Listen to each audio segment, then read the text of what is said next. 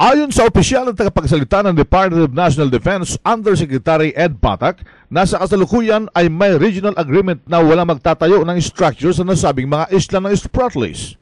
Basically, there's an existing regional agreement that no further building up of structures, especially military in nature. Sinabi pa ni Batak na hindi natin kayang sabayan ang mga military hardwares ng mga dayuhang tropa. That's part of your capability again. How far is this Spratlys from the nearest base, for example? You're talking of Westcom.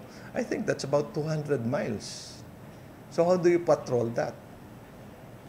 Ilan lang yung mga eroplano mo? Ilan lang yung navy mo, navy boats mo? Who can go that far? Who can navigate that fast?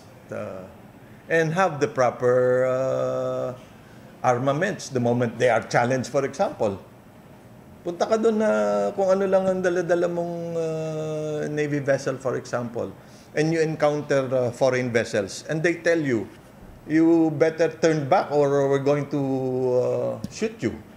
Anong gagawin mo? Pantala, inamin din ni AFP Chief of Staff Lieutenant General Ricardo David na walang kapabilidad ang tropa na militar ng Pilipinas sakaling sumiklab ang shooting war sa pagitan ng mga bansang nag-aagawan sa Spratly Islands sa may South China Sea.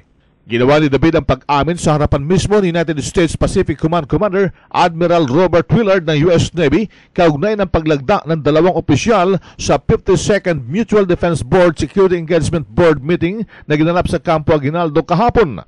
Sinabi pa ni David na limitado lamang ang ating kapabilidad at mga luma na ang mga barkong pandigma ng ating pamahalaan at ang mga eroplano ay matatanda na rin. Kaya halos negligible na ang ating kapabilidad sa South China Sea, pahayag ni David.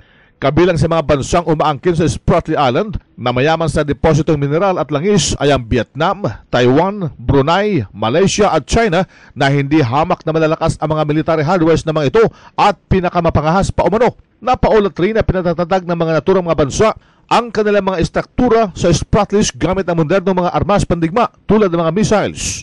Sa panig naman ng Estados Unidos, sinabi ni Willard na hindi manghihimasok at kakampi sa sinumang bansa ang puwersa ng Amerika.